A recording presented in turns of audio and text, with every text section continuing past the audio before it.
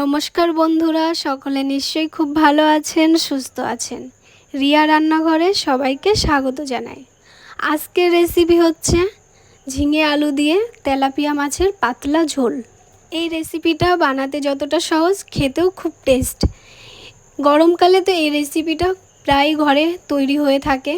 আজকে আমি আমার মতন করে তোমাদের সাথে শেয়ার করছি। ভালো লাগলে অবশ্যই একটা লাইক, কমেন্ট অ্যান্ড সাবস্ক্রাইব করো। চলো তাহলে ভিডিওটা শুরু করা যাক। প্রথমে আমি ঝিঙেটা কেটে নেব, এরপরে আমি আলুটাও কেটে নেব।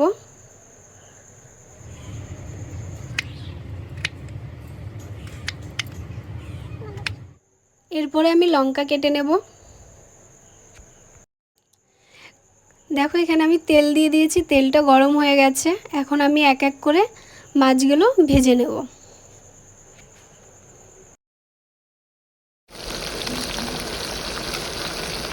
দেখো মাছটা আমার প্রায় ভাজা হয়ে গেছে, একটু লাল লাল করে ভেজেছি। চলো এবার উঠিয়ে নিই। এবার আমি আলুটাকেও লাল লাল করে ভেজে নেব।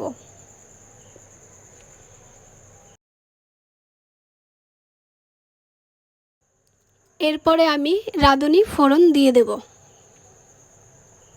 এবারে আমি কাঁচা লঙ্কা দিয়ে দেব।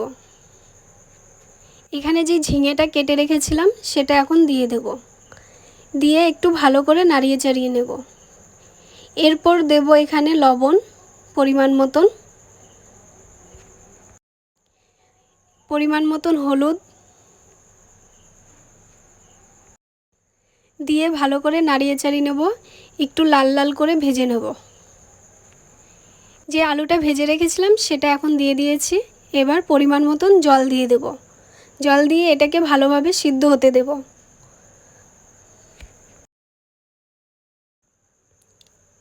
এবার আমি এক এক করে ভাজা মাছগুলো দিয়ে দেব।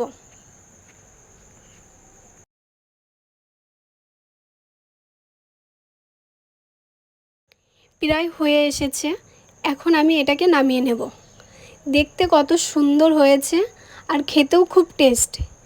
তোমরা অবশ্যই বাড়িতে ট্রাই করো আর আমাকে কমেন্ট করো। ভিডিওটা এখানেই শেষ করছি।